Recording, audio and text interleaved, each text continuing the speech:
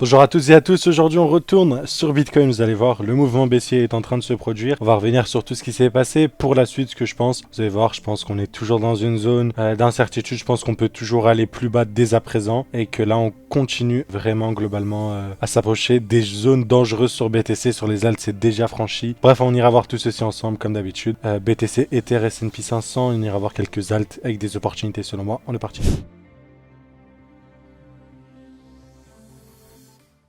On commence par notre ami BTC, c'est exactement ce qu'on avait sur un peu... donc je reviens en daily un peu. En daily, c'était vraiment cet imbalance là qu'on avait, que j'ai identifié. Et en 8 heures, c'est l'imbalance haussière, ok. Donc je vous rappelle, dans une structure haussière, ce qu'on doit avoir, c'est ça, la plupart du temps, ok, globalement. Quand on revient ici, hop, on trouve support dans la demand. Ici, du coup, bah, on devrait trouver support et au final, on est venu break. Donc vous avez vu qu'on a cassé le niveau vraiment en revenant jusqu'ici. Donc déjà, on a cassé en fait toute cette structure là, globalement. Et voilà. En plus, dans la structure haussière, je vous le rappelle qu'on a les demand, mais on a aussi les FVG. Et du moment qu'on casse, si vous voulez, la FVG haussière plus la demand, ok, on fait comme ça, là, vous pouvez être sûr qu'on va retourner ici, en fait, cette zone-là, cette inverted fair value gap. Du coup, cette ancienne fair value gap bullish devient en fait une espèce de résistance pour s'inverser. C'est exactement ce qu'on avait identifié sur l'Ether, sur BTC. Donc là, parfaitement belle réaction. En plus, on est venu, comme j'ai dit, récupérer les highs là et on n'a pas clôturé au-dessus, simple mèche, donc prise de liquidité. C'est exactement ce qu'on avait sur Ether, si vous vous rappelez, juste ici globalement. Donc voilà, ça a réagi parfaitement au millimètre. En plus,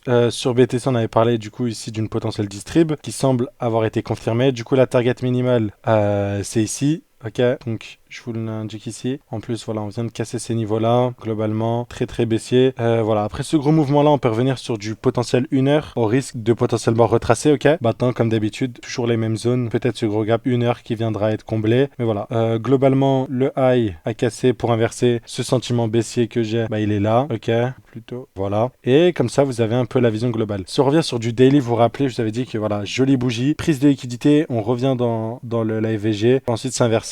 Ici, bon, bougie d'incertitude, dès à présent, ça confirme. Donc voilà, on attend toujours qu'on récupère ces niveaux-là. Par contre, dès à présent, il va falloir commencer à se stabiliser dans cette zone. Je vous le rappelle, cette G-Mend là, pour moi, est essentielle pour le BTC. Si on veut continuer dans le fameux pattern que je vais vous montrer juste un instant. Donc, si on veut respecter le pattern rouge, je vous le rappelle. Donc, si on veut respecter, dès à présent, on va devoir accumuler, former un sort de bottom, quelque chose, casser des highs pour, voilà, rester dans cette même zone. Pour rester, en fait, dans les phases de week-off, dans la fameuse zone bleue, on peut l'étendre un peu. Cette fameuse zone où on accumule sous résistance. Donc vous avez cette résistance là oblique, vous avez cette résistance là descendante. Ok, c'est là où on accumule sous résistance. Ok, avant de repartir. Globalement, c'est ça qu'il nous faut. Voilà. Et donc, si on revient ici, c'est cette G-Mend là qu'il faut respecter. Donc dès à présent, d'avoir un ralentissement dans le price action. Peut-être qu'on retape ici pour réattaquer au du range. Hop, pour ensuite repartir avec une jolie accumulation comme ça, manipulation, expansion. Globalement, c'est ça qu'on veut voir sur notre ami BTC. On verra bien dans tous les cas ce qui va se produire, mais voilà. Donc dès qu'on va avoir ça, si on a quelque chose comme ça, on s'approche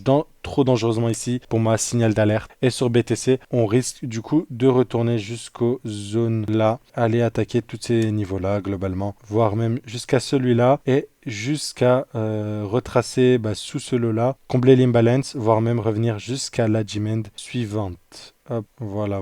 Comme ça c'est dit, sur BTC, pour l'instant pas d'inquiétude, on semble stagner. Ce qui me rend inquiet en fait, c'est que sur BTC on a ça, et sur les alts on a tout autre chose. Sur les alts, ça distribue, ça redistribue, ça réagit. Pareil, là la suite logique c'est la target là. Pour moi, je pense que c'est là où on va, à court terme, même avec une réaction comme ça. Je pense qu'on va rester voilà, du coup globalement dans la zone. Et voilà, donc ça c'est ce qu'on a sur Ether, et là la structure elle est vraiment, elle est baissière en fait, elle est baissière, mais j'ai l'impression vraiment qu'on forme ce range là, ok, où on a quelque chose comme ça. Et voilà, on range tout ça tout simplement ici. Et c'est ce que j'aime bien en fait sur l'Ether. Parce que, vous allez voir juste ici, peut-être faire un petit truc comme ça. On peut le mettre en oblique, en horizontal.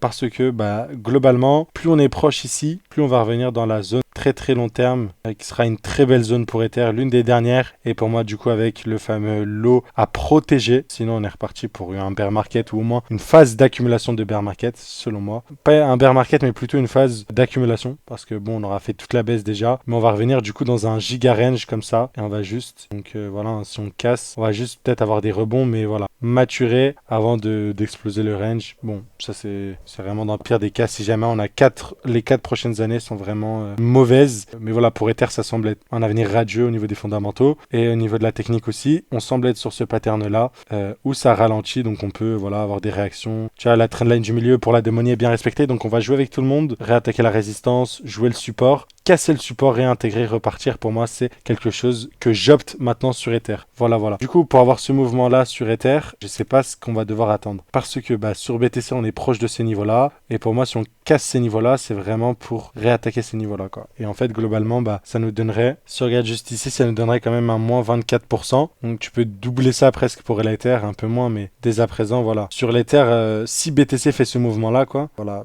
Ether sera bien en dessous. Donc, il faudra avoir quelque chose. Pour moi, ma thèse, ma petite théorie, c'est que on va avoir la chart BTC-ETH qui va s'inverser. Enfin, ETH-BTC, pardon. Donc celle-là qui va pas tarder à s'inverser. Déjà là, hop, on vient de retoucher le support, donc on aime bien. Voilà, c'est ce qu'on veut voir. On veut pas casser ce niveau-là. Donc maintenant, je préfère que ça range, pas que ça explose d'un coup, mais vraiment que ça range, qu'on accumule, voilà, qu'on arrête de juste faire du down only mode. Donc on peut rester dans cette zone-là longtemps. Mais ma théorie, du coup, ça serait que l'Ether prenne de la place face à BTC, que même malgré une chute de BTC, Ether résiste un peu mieux. Donc ça ferait un ETH BTC qui monte, un BTC point dominance qui diminue. BTC dominance, on sait que c'est très prochainement la fin. On sait qu'on revient dans les derniers instants pour moi de la dominance. Donc pour revenir sur cette charte-là, on revient dans le dernier bloc aussi à l'origine du dernier dump, du dernier bull market, la phase de alt season. Et là on voit qu'on est vraiment sur une zone un peu où on squeeze un peu, si vous voulez. Vous voyez un peu un triangle comme ça. Donc voilà. Globalement, bon là, c'était un joli range. Donc sur ETH-BTC, si on a un truc comme ça, c'est ultra bullish. Ce qu'on veut voir sur ETH-BTC. Donc là, on a déjà touché le support, on veut aller-retour. Enfin, retour ici. Voilà, un truc comme ça sur ETH-BTC, ça me plairait. Et voilà. Et ici, du coup, on serait potentiellement sur une figure de retournement. Je traite pas ces patterns-là, c'est juste pour vous dire que le momentum semble squeezer. On arrive sur la fin de quelque chose et on revient dans les zones qu'on traque depuis le début, ces zones-là. Voilà, si on regarde vraiment sur le range global, hop, on commence à s'approcher des 61,8%. Si je vous les indique juste ici, 61,8%, voilà, quoi. De dominance. Je vois mal le BTC arriver au-dessus des 60%. Au niveau du FIBO, hop, si je vous le mets, voilà, c'est pareil. Au niveau des 60%, on peut arriver jusqu'à là, mais je pense pas qu'on va rester bien longtemps. Mais voilà, à suivre en tout cas. Et ce serait la petite théorie vis-à-vis de l'Ether. Si on a du coup ce range-là, cassure vers le bas. Après, ce n'est que spéculation, voilà. Techniquement, c'est baissier. Sur BTC, c'est baissier, mais bon, target à court terme ici. On sait que demain, léger retracement. Chercher l'imbalance en 1 heure, pour boom. Du coup, si je vais voir sur Ether, pareil en 1 heure, même constat. Donc là, sur la soirée, donc à l'heure où je tourne la vidéo, demain, vous la verrez à 6h30, vous. Le matin, voilà. Retour, dans 2400$. Chute, potentiellement sur l'Ether. Fort probable. À suivre. Voilà. Donc, c'est tout ce que j'ai pour vous sur Ethereum BTC. Si on va côté SP500, et c'était un peu le même de la journée, c'est que BTC fait des plus bas, SP500 fait des plus hauts. Pour l'instant, la clôture semble être franche. Donc, il semblerait qu'avec la bougie, on clôture en daily. Je suis en heure new-yorkaise, donc on est en UTC-4. Il reste encore quand même un peu de temps avant que ma bougie clôture. Mais donc voilà, pas grand chose. Sur du 4 heures, on verra bien s'il s'agit d'une prise de liquidité. Personnellement, ce que je vais observer, c'est un concept assez simple. Si on est vraiment dans ce range-là, celui-là, ce qu'on va voir, c'est une déviation à la hausse et une réintégration. Donc je peux chercher en 30 minutes. En 30 minutes, je vois une distribution, si vous voulez, une mini distrib. Ce qui m'intéresserait, du coup, ce serait une cassure de ce niveau-là. En gros, je vous donne, là, c'est l'opportunité du jour. Si je veux prendre un trade sur le SP500, j'analyse, je vais en 4 heures. Je vous donne, ça, c'est quelque chose que j'utilisais auparavant. Je vais en 4 heures. Ça fonctionne assez souvent. C'est un peu le concept de, je pense que vous l'avez déjà vu, le Power of 3. Donc, hop. Donc c'est ça. Donc là, on va accumuler, donc placer des stop loss en haut, en bas, manipuler, donc les gens vont être bullish et étendre. Accumulation, manipulation, bref, vous connaissez ce concept. Un peu dans la même philosophie ici. Et voilà. Donc je vais après sur la plus petite time frame pour observer. Techniquement, si on regarde ici, la bougie qui va m'intéresser, ça va être celle-là. Si je le dis à l'avance, on verra bien.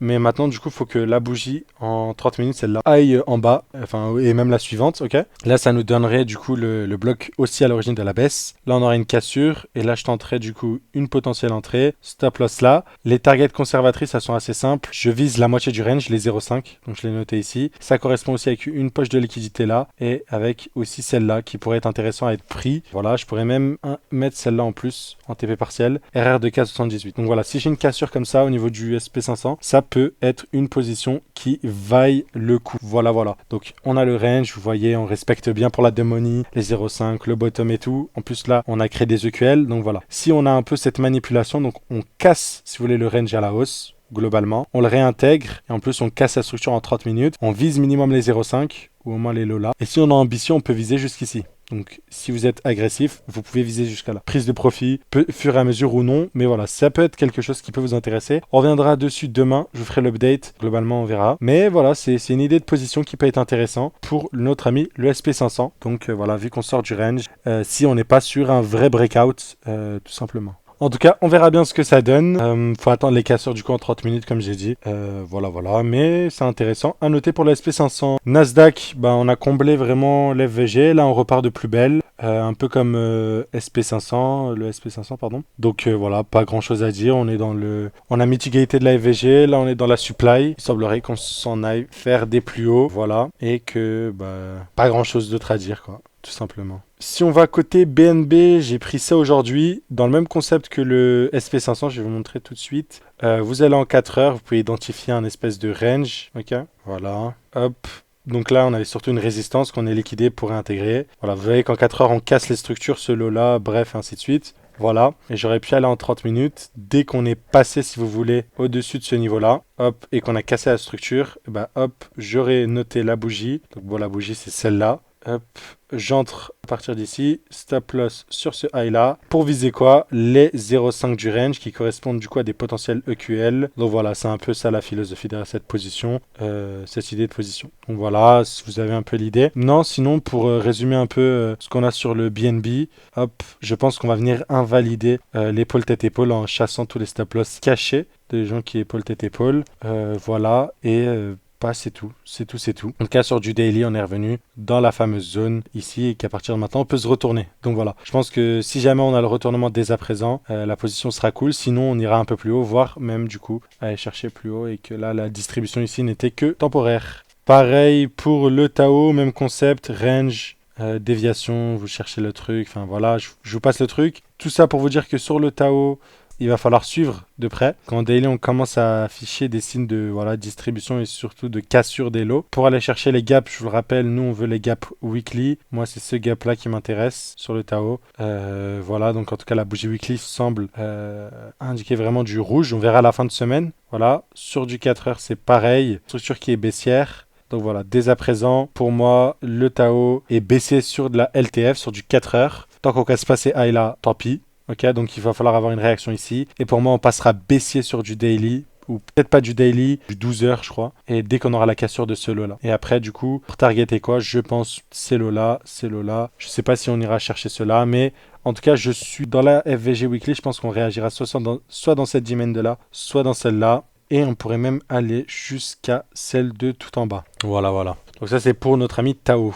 Côté render, j'aime bien ce qu'il nous propose. Donc voilà, c'était la chute, la chute, la chute. Là, il nous propose enfin un peu de stabilité, un peu de range. C'est ce qu'on veut voir. Donc bon, bah le range, il est assez simple. Donc voilà, voilà, voilà. Ce qui me perturbe, c'est voilà, c'est ce point bas là. J'ai l'impression que comme l'Ether, on a créé ce support là et qu'on aurait peut-être le besoin de le chercher. Ça se trouve, c'est un equal low insignifiant et qu'on aura juste à casser le range comme ça, réintégrer et repartir. Voilà, voilà. Sur le RNDR, s'il y a bien une chose qui est sûre, c'est que pour l'instant, on est tourné vers le bas et qu'on a des très belles zones à venir chercher en termes de liquidité. Ok, donc on a les EQL juste ici. Voilà, voilà, je pense que là, ça peut être intéressant d'au moins attendre des niveaux en dessous de ça pour essayer d'un quelconque buy. Donc ça, c'est sur le RNDR. Sur le RNDR, on est proche pour moi de bottom. Voilà, on a comblé pas mal de trucs. Je pense que on peut bottom dans cette demand, mais au vu de ce qu'on a créé, j'ai l'impression qu'on va se diriger vers celle d'un peu plus bas sur le render. Voilà.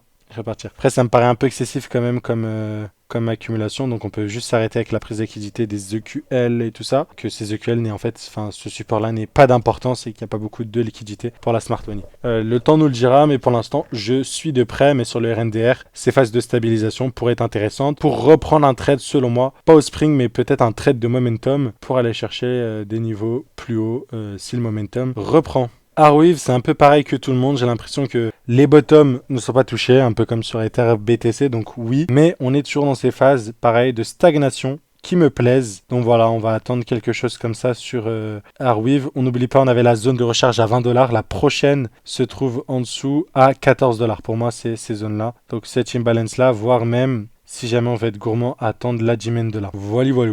Une crypto-monnaie un peu pépite qui est sortie il n'y a pas très longtemps. Bon, il y a tous les effets dilutifs, donc tous les tokens ne sont pas en circulation, tout le tralala. Mais vous avez le range juste ici. Pareil, on semblerait arrêter le dump infini, potentiellement. Range encore un peu. Bien sûr, les ranges, ça peut être un peu comme des bear flags si vous voulez, et qu'on peut casser par le bas. Et nous, on veut les trucs comme ça, tout simplement. C'est ça qui nous plaît. Et cassure par le bas, puis ensuite cassure vers le haut. Et récemment, dans un commentaire, on m'a demandé pour le Atom. On va pas faire le suivi parce que bon, bah, tout ce que j'ai dit, bah, ça tient toujours. Pareil, on avait identifié la fameuse Inverted Fair Value Gap qui a fait mal à toutes les crypto-monnaies. On a dit que bon, bah, même si on a cassé les 0,786 sur du daily, c'était prometteur. Sur du weekly, bah, on a respecté parfaitement les zones. Ok, bon, bah voilà. Et que dès à présent, bah, comme BTC, si on n'a pas une réaction très prochainement ici, on s'en va faire des plus bas ou au moins, du coup, on s'en va faire du ranging.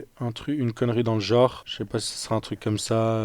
Mais voilà, on aura quelque chose d'assez atypique. Voilà. Quand je dis du ranging, je vais vous prendre l'exemple du BTC pour que vous compreniez bien. C'est que sur BTC, on fait que chuter et d'un coup, en fait, on commence à... Parce que là, on peut ranger comme ça hein, et ensuite aller plus bas. Pareil ici. Là, ce qu'on veut, c'est un range casse par le bas et qui ensuite casse par le haut, en fait. C'est ça, en gros. Donc là, le range ici, si vous voulez, point haut, point bas, on a bien rangé, on a cassé vers le bas et ensuite, on a réintégré le range. C'est ça que je dis, ok? Au cas où. N'interprétez pas mal, en gros, ce que je vous raconte pour que, voilà, on soit sur la même longueur d'onde. Voilà. Côté AKT, bah, on fait la même chose. Donc voilà, là, j'ai pas grand chose d'autre à dire, honnêtement. Voilà, c'est toutes les mêmes structures. J'ai pas d'analyse ultra pertinente pour la suite. Donc voilà, je vais vous le laisser avec ça. Passez une très bonne journée. Suivez ça de près. Voilà, mais pour moi, le signal important, c'est BTC, c'est ici. Pour moi, c'est le signal important. Et voilà. En tout cas, à très vite, les amis. Très bonne journée. Et n'oubliez pas d'ailleurs de récupérer la petite formation gratuite ici. Et si jamais ça vous intéresse, de rejoindre le mentorat de 12 mois, un an d'accompagnement. On fait des zooms tous les week-ends pendant 12 mois. Tous les week-ends, donc il y a 4 week-ends par mois. Tous les week-ends, 1h30 de zoom ensemble pour prendre l'analyse technique, un e-book de plus de 200 pages. Voilà, donc des élèves, des anciens élèves pour vous aider. Enfin bref, vous avez compris, je vous invite à vous renseigner, réservez un petit appel. Je sais que ça fait pas beaucoup de vues en ce moment, il y a un désintérêt total, vous allez le voir. Mais globalement, c'est dans ces phases-là où je préfère avoir des élèves parce que c'est là où vous avez du temps pour vous former, pour comprendre et pour vous constituer un potentiel portefeuille pour le bull run, si jamais il a lieu, que je ne doute pas d'ailleurs. Hein. Mais voilà. Donc maintenant, je vous laisse pour de bon. Très bonne journée et à demain 6h30.